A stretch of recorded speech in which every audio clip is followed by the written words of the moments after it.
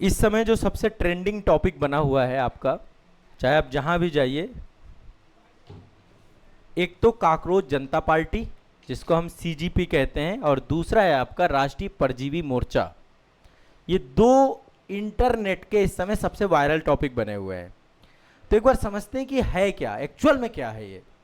क्या कोई राजनीतिक पार्टी ऐसी बन चुकी है, कहां से पूरा विवाद उठा और किस तरीके से जा रहा है, और जो भारत में अभी नई जनरेशन है जिसको हम जेनजी कहते हैं, जेनजी की किस तरीके की प्रतिक्रिया है, इसको आपको समझना पड़ेगा। जेनजी को अभी समझ ही नहीं पा रहे लोग। मैंने इस पे एक डिटेल वीडियो बनाया था जनरेशन जेड पे, आप उस वीडियो को देखिएगा। दरअसल आप ही लोग हैं जेनजी, आप ही की जनरेशन है कि जेनजी एक्चुअल में सोचता कैसा है, और वो सोच यहां पर दिखती है। दरअसल ये एक व्यंग्यात्मक राजनीतिक आंदोलन है ना, एक व्यंग्य किया गया है। और क्यों किया गया? क्योंकि जो हमारे भारत के मुख्य न्यायाधीश हैं, सीजीआई है सूर्यकांत जी, जस्टिस सूर्यकांत, उनके द्वारा 15 मई 2026 को एक मौखिक टिप्पणी दी गई। और उस टिप्पणी में उन्होंने जो भारत में बेरोजगारी फैली हुई है, बेरोजगार युवा जो हैं, उनको काकरोच और परजीवियों से उनकी तुलना कर दी। तो जैसे ये बात हुई तो एक राजनीतिक पार्टी निकल के सामने आ गई। एक पर्सन है अभिजीत दिपके, मैं आगे अभी इनके बारे में डिटेल में बात करूंगा। उनके द्वारा ये पार्टी बनाई गई, सोशल मीडिया पर है। अभी आप देखिए लगातार फॉलोअर इस गति से बढ़ रहे हैं, लगभग मुझे लगता है कल 10 मिलियन पार कर गया था। और इनके जो मुद्दे हैं, मतलब जो बातें कही जा रही हैं, वो अपने आप में बड़ी खतरनाक है। तो मुख्य न्यायाधीश जी ने जो बयान दिया हमारे देश के, उस पर एक तंज कसना था, युवाओं को अपमानित करने जैसी बात थी। उसका प्रतिरोध है काकरोच जनता पार्टी। सोशल मीडिया और उसमें काफ़ी चर्चा है, तो इस मुद्दे को हमें पूरा समझना चाहिए। तो काकरोच जनता पार्टी भर एक मंच बना है, या कोई और भी मंच बना है, तो एक मंच और बन गया है, नेशनल पैरासाइट्स फ्रंट, जिसको राष्ट्रीय परजीवी फ्रंट बोलते हैं। एनपीएफ भी बनाया गया, क्योंकि दोनों ही शब्द यूज किए गए थे, काकरोच भी और परजीवी भी। तो ये विपक्ष के तौर पे आ चुका है। ये तो सत्ता पक्ष है, और इसने कहा भैया हम विपक्ष है। एक और व्यंग हुआ, राष्ट्रीय परजीवी मोर्चा बनाया गया प्रमुख विपक्षी दल के तौर पे कि हम विपक्ष का काम करेंगे। और ये सब कुछ सोशल मीडिया में ही हो रहा है, कोई धरातल पे ऐसा नहीं कोई राजनीतिक पार्टी बना दी गई है। ये मीम्स हैं, ये व्यंग्यात्मक घोषणाएं हैं, और अब ये चलेगा, लंबा चलेगा। अब ये जेनजी की आवाज बन चुका है। जेनजी की आवाज, जिस बेरोजगारी के तौर पे, जो एक मजाक है ना, युवाओं की बेरोजगारी को किस डायरेक्शन पे देखा जा रहा है, इस चीज को जो है यहां पर उसके गुस्से को आपका ये प्रदर्शन होगा, और ये लंबा चलेगा। अभी मैं आपको कुछ चीजें ऐसी बताऊंगा किन किन मुद्दों, और बहुत साइंटिफिक मुद्दों को उठा रहे हैं। देश के अंदर प्रॉब्लम तो है। आप देखिए जेनजी ने ही नेपाल में क्या किया, जेनजी ने श्रीलंका में क्या किया, जेनजी ने अफगानिस्तान में क्या किया। वहां पे सारी नई जनरेशन के लोग हैं। ये जो पूरा काकरोच जनता पार्टी और ये राष्ट्रीय परजीवी मोर्चा जो बनाया जा रहा है, ये एक रिप्रेजेंटेशन है टूटी हुई व्यवस्था का।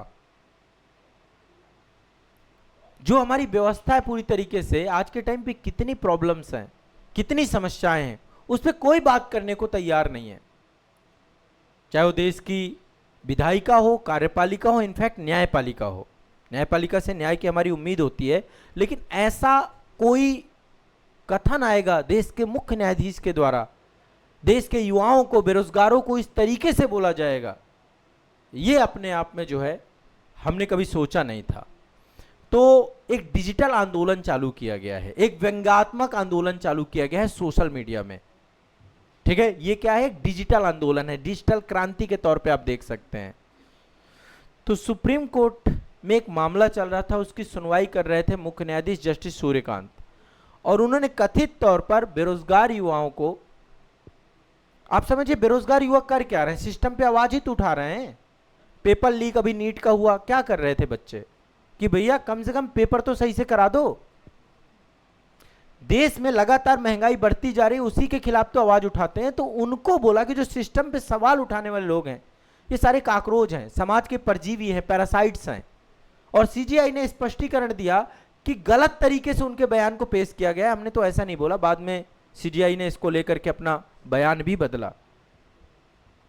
उन्होंने कहा मेरा कहना था कि बेरोजगार युवाओं की बजाय मैं तो कह रहा हूं फर्जी डिग्री लेकर के लोग आ गए हैं, फर्जी डिग्री लेकर के देखो कहीं ना कहीं पे ये हमारे एजुकेशन सिस्टम की खामी है ना। यदि आज फर्जी डिग्रियां बट रही हैं, ये बात आप कह रहे हो, तो इसका मतलब आप एजुकेशन सिस्टम पे डंडा चलाइए। मुख्य न्यायाधीश को तो ये बोलना चाहिए कि भारत में जितने फर्जी डिग्री कॉलेज खुले हुए हैं, जो फर्जी डिग्रियां बांट रहे हैं, आप बंद करिए उनको, ना कि काकरोच और परजीवी जैसे शब्दों का उपयोग करना। तो जब ये टिप्पणी निकल के आई तो इससे आहत होकर, नाराज होकर के देश के युवाओं ने, छात्रों ने, बेरोजगारों ने इस व्यंग को काकरोच जनता पार्टी के गठन के रूप में एक डिजिटल आंदोलन की शुरुआत की। बोस्टन यूनिवर्सिटी के और आम आदमी पार्टी से जुड़े हुए हैं अभिजीत दीपके, उनके द्वारा इसकी शुरुआत की गई, अभिजीत दीपके के द्वारा। अब इसमें सदस्यता की जो शर्तें रखी गई है वो बड़ी खतरनाक है। अभिजीत दीपके ये है, सदस्यता की शर्तें ये है कि सदस्य बनने के लिए पहले तो बेरोजगार होना चाहिए, आलसी होना चाहिए, कम से कम 11 घंटे ऑनलाइन रहना होना आवश्यक है। मतलब सब व्यंग्यात्मक बातें हैं, है ना, क्योंकि बात ही बेरोजगारी पे हुई थी, शुरुआत ही ऐसी हुई है। आलसी बोला गया बेरोजगार युवाओं को, जनजी को आलसी बोल रहे हो आप।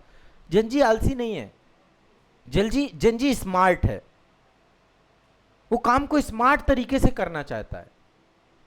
अब वो घिसा पिटा पुराना तरीका, पुराना रवैया नहीं है। क्यों? क्योंकि आज के टाइम पे डिजिटल युग में जी रहा है, सोशल मीडिया के युग में जी रहा है। वो अपनी बात को रखना चाहता है, अपने बात को सुनना चाहता है, देश के मुद्दों पे बात करना चाहता है। तो ये पूरा व्यंग जो है, पूरा पार्टी बनी बेरोजगारी, पेपर लीक और सिस्टम की नाकामियों में सरकार से सवाल करने के लिए। और दूसरी तरफ ये जो बनाया गया आपका मंच, राष्ट्रीय परजीवी मोर्चा एनपीएफ, इसने भी एक डिजिटल क्रांति, डिजिटल एक ग्रुप ये आपका बना हुआ है, बहुत सारे मीम्स व्यंग के माध्यम से। भैया बोला हम जो है ये अकेले थोड़ा ना रहेंगे, नहीं तो भारत में एक ही राजनीतिक पार्टी बन के रह जाएगी, हम एक और पार्टी बना लेते हैं, हम विपक्ष का काम कर लेंगे। तो पारंपरिक राजनीतिक दलों का जैसे कटाक्ष चलता है ना, तो एक नया डिजिटल प्लेटफॉर्म आपका बन गया भारत में। तो ये आपको दिमाग में बैठाना है। अभी जैसे वित्त मंत्रालय से महंगाई नहीं रुक रही है, देखिए क्या हालत है, वित्त मंत्री जी की हालत ये है। एक संस्था है फसाई, जितनी भी लोकल चीजें चल रही हैं भारत में, नकली पनीर खा रहे हैं, नकली दूध खा रहे हैं, नकली घी खा रहे हैं, सब खाने में मिलावट है एक तरफ से। तो फसाई से नकली खाद्य वस्तुएं नहीं रुक पा रही हैं। शिक्षा मंत्रालय हमारा वो भी ध्वस्त हो चुका है, हर पेपर लीक हो रहा है। जितने आयोग, जितने बोर्ड, जितने कमीशन बनाए गए सब बेकार हैं, उनकी स्थिति और भी बुरे है। तो अब जनजी तो सवाल पूछेगा ना, भाई जनजी को आपने काकरोच बोल दिया। और देखो काकरोच बहुत विशेषताओं वाला जीव होता है, काकरोच की मुंडी भी कट जाती तो भी जिंदा रहता है, आप समझिए, सरवाइव कर जाता है हर तरीके की परिस्थितियों में। और आप कभी देखें इसको, ये रात में निकलता है, रात में नहीं कई बार दिन में भी निकलता है, एक शहंशाह की तरह निकलता है काकरोच। तो काकरोच शब्द मुझे लगता है पता नहीं इससे बुरा क्यों मान गए। काकरोच तो एक बहुत ऐसा चीज है जो हर परिस्थिति में, और आज के टाइम पे बेरोजगार जो है वो वास्तव में काकरोच ही है। हर परिस्थिति में अपने आप को क्या कर रहा है, वो सरवाइव कर रहा है। जेब में पैसा है तो ठीक है, नहीं है तो भी ठीक है। हाँ यही तिलचट तो ये पूरा का पूरा मामला है। और इन्होंने जो सदस्यता की बात कही है, आप लोग भी सदस्यता ले सकते हैं, हमेशा बेरोजगार होने चाहिए। आप लोग तो बेरोजगार नहीं है, बेरोजगारी की परिभाषा में आते हो क्या? नहीं आते, अभी नहीं आते। जब आप रोजगार ढूंढना चाहोगे और नहीं मिल रहा होगा तब बेरोजगारी की परिभाषा में आओगे।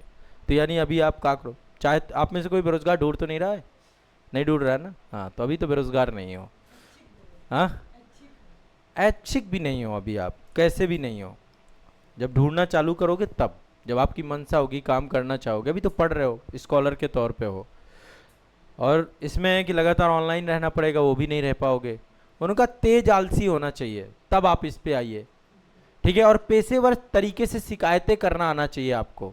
तो अभी मुझे जहाँ तक लगता है ये जो बना है ना ये मंच, अब ये बहुत बातें उठाने वाला है, क्योंकि इसमें आ गया अब जनजी, और उनको अब मिल चुका है मंच, और इस मंच में हम निकलेंगे, भारत की बातें, हर मुद्दे पे बात होने वाली है, और बड़ा मतलब व्यंग्यात्मक ही होगा जो भी होगा।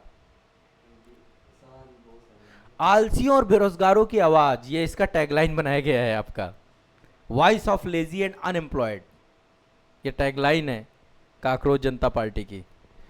तो इंस्टाग्राम में आप लोग भी हैं। जेनजी का सबसे बड़ा मंच इंस्टाग्राम ही है। इंस्टाग्राम में सारा जेनजी आ चुका है। इन्होंने बाकायदा एक मैनिफेस्टो भी जारी किया। क्या आप नहीं चलाते हैं? अच्छा, पहले चला चुके हैं। अब आप जेनजी से आगे निकल गए।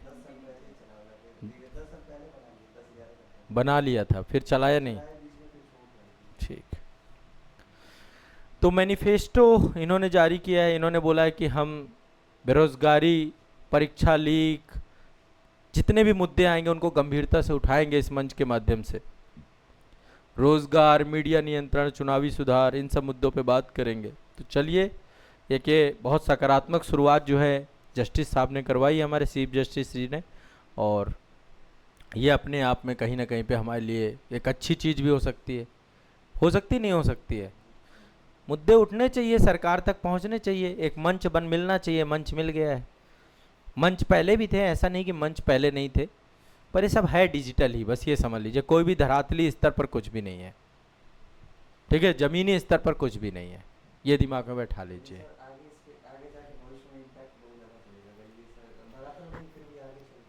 हाँ, इसका प्रभाव तो पड़ेगा ना, ऐसा नहीं है कि प्रभाव नहीं पड़ेगा।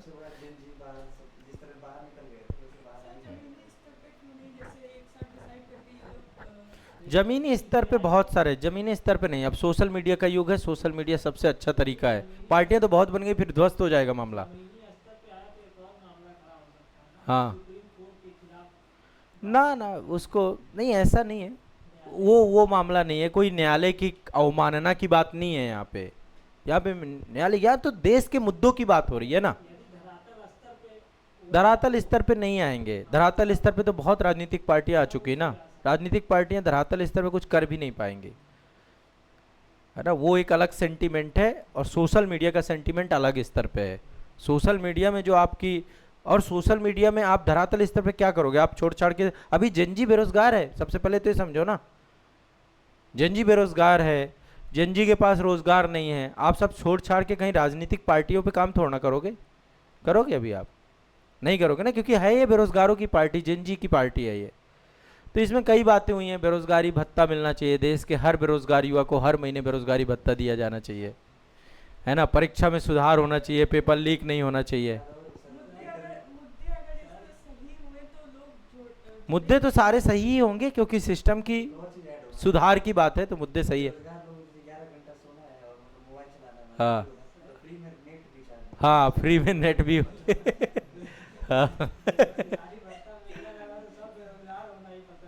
मिलता था पहले, उत्तर प्रदेश में बेरोजगारी भत्ता मिलता था, आपको याद हो, बहुत पहले दिया जाता था, है ना। और अभी देखो, हमारे देश में सबसे बड़ा फंडामेंटल प्रॉब्लम है ना, जो नार्वे में क्वेश्चन पूछा गया, नार्वे में जो बात की गई ना, कि आप इतनी बड़ी डेमोक्रेसी है, सब कुछ है, आपकी प्रेस मीडिया कर क्या रही है, और आप प्रेस मीडिया के जवाब क्यों नहीं दे रहे हैं? एक बड़ा मुद्दा है वो।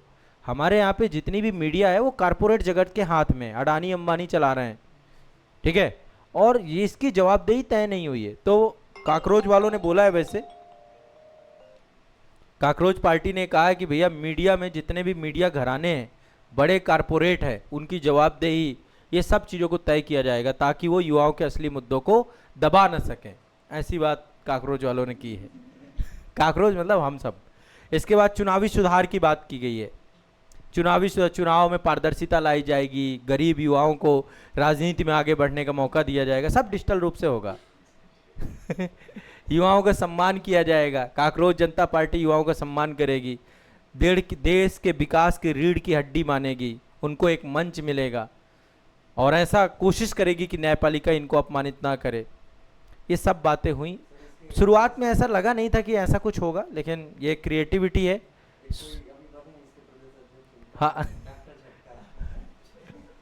हाँ, अभी प्रदेश अध्यक्ष, राष्ट्रीय अध्यक्ष, आपको पूरा एक संगठन देखने को मिलेगा, और अभी ये चलेगा। अब तो जेनजी, है ना, और डिजिटल मेंबरशिप कार्ड भी मिल रहा है इसमें, ऑटोमेटिक डिजिटल मेंबरशिप कार्ड भी जनरेट हो रहा है, आप जाके पोस्ट करिए अपने उसमें, है ना। तो अभी प्रोफाइलों में शेयर किया जा रहा है, और लोगो, टी शर्ट, हुडीज अभी आपको सब मिलने वाली हैं। कुछ दिन बाद आप अपनी टी शर्ट पहन के आ रहे होंगे, काकरोच जनता पार्टी, काकरोच बना होगा बड़ा सा, काकरोच फेमस, इसको पता ही नहीं है कि ये कहाँ पहुँच गया है, ठीक है। तो ये तो हो गई हंसी मजाक की चीज़। आप एक चीज़ समझिए ना, इसको आप थोड़ा सा समझिए, थोड़ा सा सोचिए, इस पे विश्लेषण करिए, तो ये दिखाता है कि आज के टाइम पे जो युवा है वो पारंपरिक रैलियों से, भाषणों से, आप कितना सुनते हो भाषण नेताओं के, ये एक नया ट्रेंड नहीं आपको डेवलप होता हुआ दिख रहा है। युवा कहां बैठा हुआ है? इंटरनेट में। इंटरनेट में ही वो ट्रोल करता है। अब उसे ग्राउंड रियलिटी से बहुत ज्यादा मतलब है नहीं। आप बोल रहे हैं ना ग्राउंड में सब कुछ क्यों नहीं हो रहा है, ग्राउंड में एक पार्टी बने, ग्राउंड में हो। एक्चुअली युवा ग्राउंड में जाना ही नहीं चाह रहा, उतरना ही नहीं चाह रहा है, तो वो भी सीमित संख्या में है जो युवाओं में। अच्छा, आप डिग्री कॉलेज वगैरह में पढ़े होंगे, वहां पे भी छात्र आंदोलन होते हैं, छात्र पार्टियां वगैरह बनती हैं, तो आप समझिए ना आप कहां पे, आप तो इन सब चीजों से दूरी बना रहे हैं ना। तो इंटरनेट में आपकी उपस्थिति है तो इंटरनेट पे ही ये काम करेगा। मीम्स, रील, यही आपका तरीका है, तो इसी तरीके से आप अपने मुद्दे उठाइएगा, अपने मुद्दे यहाँ पर रखिएगा, ये पार्टी करेगा। ठीक है, तो ये आपको दिमाग में बैठा के रखना है। ठीक है, एक काल्पनिक और औपचारिक विपक्ष के तौर पे ये निकला है। ये भी काल्पनिक है, ये भी काल्पनिक है, दोनों ही काल्पनिक है, कुछ भी धरातल में नहीं। ये चीज़ बहुत स्पष्ट आपको रखना है। तो ऑनलाइन आक्रोश सर्वोच्च, ये भी आपका उसी से जुड़ा हुआ है। परजीवी शब्द यूज किया था, परजीवियों से तुलना की गई थी, तो बोला कि ठीक है हम भी पैरासाइट से एक पार्टी बना लेते हैं। तो अल्टीमेट इसका भी उद्देश्य है युवाओं का गुस्सा, बेरोजगारी और जितनी भी चीज़ें उन सब पे बात करना, इस चीज़ों को लेकर के आना। तो ये भी आप इसको भी थोड़ा सा ध्यान रखेंगे। इन मुद्दों पे मुझे लगता है कि हो सकता है कि डिजिटल स्पीच या फ्रीडम ऑफ स्पीच, इन सब मुद्दों से जोड़ करके इस टॉपिक को कैसे भी करके देखा जाए। ठीक है, तो और बाकी कुछ ज़्यादा कुछ नहीं है। हमारे सीजीआई साहब को पता नहीं था कि उनका एक स्टेटमेंट डिजिटल दुनिया में क्या कर सकता है, क्या क्रांति ला के खड़ा कर सकता है। अच्छा, एक बात और कही इन्होंने जो मुझे बड़ी खतरनाक लगी कि अब कोई भी जो जुडिशरी हो या कहीं भी कोई भी बड़े पद हो, यदि वो रिटायर हो जाते हैं, रिटायरमेंट के बाद राज्यसभा का सीट जो है उनको सरकारी इनाम के तौर पे ना मिले। ये एक बहुत बड़ा दुर्भाग्य हमारे देश में। बड़े बड़े पदों पर बैठे हुए लोग बाद में दिखते हैं, कोई राज्यसभा का मेंबर बन रहा है, कोई राज्यपाल बन रहा है। अरे आपने 65 साल तक काम किया है, अब आप उसके आगे कुछ समय कूलिंग पीरियड रखिए, आप उसके आगे काम करिए जहाँ पे काम करने को संविधान अलाउ करता हो। अब समझिए कोई सुप्रीम कोर्ट के जस्टिस जाके राज्यसभा के मेंबर बन रहे हैं, तो कहीं ना कहीं पे ये तो दिखा रहा है ना कि आपने उस पद पे रहते हुए क्या किया होगा, कितने कंप्रोमाइज किए होंगे, तब जाके आप राज्यसभा के पद पर पहुंच गए। तो अब ये सब, ये जो पूरे मंच बन रहे हैं, डिजिटल मंच बन रहा है, जैसे सोशल मीडिया की पावर है एक तरीके से, ये मान लीजिए, तो देश में वास्तव में स्वतंत्रता दिखे, आप समझिए वास्तव में स्वतंत्रता दिखे। हमारे देश स्वतंत्र हो गया है, राजनीतिक स्वतंत्रता भर मिली है, अभी भी हमारे देश में कई सारी स्वतंत्रताओं की लड़ाई हमें लड़नी है, जैसे गरीबी, बेरोजगारी, भुखमरी। आज युवाओं का मजाक इस तरीके से उड़ाया जाएगा, ये किसी ने भी नहीं सोचा था कि ऊपर बैठे हुए लोग ये सोच रहे हैं, जिनके पास पावर है, अथॉरिटी है। यहाँ तो बाकायदा एक कानून पारित होना चाहिए कि भाई आप देश के युवाओं को उनकी पढ़ाई के बाद शिक्षा करिकुलम में उनके स्किल डेवलपमेंट आइए और उनको रोजगार के लिए बात करिए। रोजगार का अधिकार हमारा मौलिक अधिकार बनना चाहिए इस देश में, ये बात होनी चाहिए। सुप्रीम कोर्ट को यहां तक जाकर के ना कि काकरोच और परजीवी जैसे शब्द लेने चाहिए, है ना। रोजगार का अधिकार एक फंडामेंटल राइट बनाना चाहिए आपको कि आपको रोजगार देना ही देना है, ऐसे तो देश का युवा कुछ भी करने लग जाएगा। और इस नजरिए से देखना कहीं ना कहीं पे ये अपने आप में बहुत चिंता का विषय है। तो ये आप इसको देखिएगा। अल्टीमेट अब इसका एक गंभीर, बस इतना ही मान लीजिए कि भारत में जो जेनजी है अभी वर्तमान में वो जिन समस्याओं से घिरा हुआ है। देखो जेनजी के साथ सिर्फ एक प्रॉब्लम है जो मुझे लगता है, उसमें कोई कमी नहीं है, वो मोस्ट पावरफुल है, बहुत गंभीर है, बहुत सिंसियर है, बहुत ईमानदार है, वो रियल चीज़ों पे ज़्यादा बात करता है। क्यों? क्योंकि इन्फॉर्मेशन बहुत जल्दी उसको मिल जाती है। वो झूठी चीज़ों पे, बनावटी चीज़ों पे, बनावटी मुद्दों पे, बनावटी बातों पे बात नहीं समझना चाह रहा। उसको सिर्फ एक ही चीज़ चाहिए, सही डायरेक्शन। यदि जेनजी को सही डायरेक्शन दे दी जाए, उसकी एनर्जी का सही इस्तेमाल कर लिया जाए, क्योंकि इन्फॉर्मेशन इतनी ज़्यादा हो गई है तो कहीं ना कहीं पे वो डायरेक्शन को समझ नहीं पा रहा है। बस इतनी सी बात है। यदि उसको एक सही दिशा में लेकर के देश चले, और हमारे देश के जो बड़े पदों पर बैठे हुए लोग हैं उन सब का ये काम है कि वो इस डायरेक्शन वाला काम करें। यदि आप वो नहीं करेंगे तो फिर कहीं ना कहीं पे वो मार्ग भी उसे अपना खुद ही ढूंढना पड़ेगा। तो ये सारी बातें थी, इस कॉन्टेक्स्ट में सारी बातें जो है स्पष्ट हुई हैं और ये पार्टी आपके निकल के आई है। ठीक है, जनता और इंटरनेट की प्रतिक्रिया है, ये इंटरनेट तक ही सीमित रहेगी, धरातल स्तर पे कोई इसका अस्तित्व नहीं होने वाला। और यही बहुत है, सब तो इंटरनेट में है आज के टाइम पे। अब बताओ, आप सोचिए कौन नहीं है इंटरनेट पे। आप कभी ट्विटर वगैरह चलाते हैं? ट्विटर चलाइए, कभी देखिए कि वहाँ की दुनिया कैसी है। आप बड़े से बड़े मुद्दे वहाँ से बैठ के सुलझा सकते हैं, इंटरनेट की पावर इतनी हो चुकी है।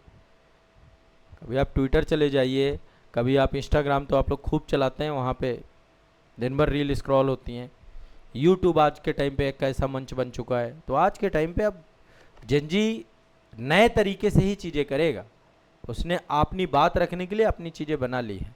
अब आगे मान लो किसी ने कोई और नया टर्म्स यूज कर दिया युवाओं को, तो वो भी आपको दिखेगा, वो मंच भी बनते हुए दिखेंगे, वो भी व्यंग्यात्मक तौर पे ही आपको समझ में आ जाएंगे। लेकिन कहीं ना कहीं पे चिंता का विषय भी है। मैं तो देखिए इस मुद्दे को लेकर के मुझे यहाँ तो लगता है कि जिनको डायरेक्शन दिखाना चाहिए, जिसको उंगली पकड़ के लेकर चलना चाहिए, उन्हें इस तरीके से अपमानित करने जैसी शब्दों का उपयोग नहीं करना चाहिए। हमारी कार्यपालिका, विधायिका और न्यायपालिका का एक काम है कि देश के युवाओं की आवाज़ वो स्वयं बने, उनको सही डायरेक्शन दें, ऐसे कानून पारित हों विधायिका से, न्यायपालिका से ऐसे लैंडमार्क डिसीजंस आएँ और कार्यपालिका ऐसे कार्य करे ताकि युवाओं को दिक्कतें ना हो। आज युवा कर क्या रहा है, आपका पेपर लीक हो जा रहा है, आपको कोई सिक्योरिटी नहीं है। आपको, आप पढ़ रहे हो, मेहनत कर रहे हो, पेपर लीक होने का मतलब समझते हो क्या मानसिकता जाती है? पेपर लीक करने का मतलब ये होता है कि हम मेहनत कर रहे हैं, उसका कोई मतलब नहीं है देश में। लोग यहाँ पेपर खरीद रहे हैं क्योंकि पेपर बिक रहे हैं। तो मेहनत करने वाले बच्चे के दिमाग में तो यही मैसेज जाएगा ना कि मैं पढ़ क्यों रहा हूं, मेरे पढ़ने का कोई मतलब भी बन रहा है। ये भी आपको दिमाग में बैठाना है। ठीक है, चलिए।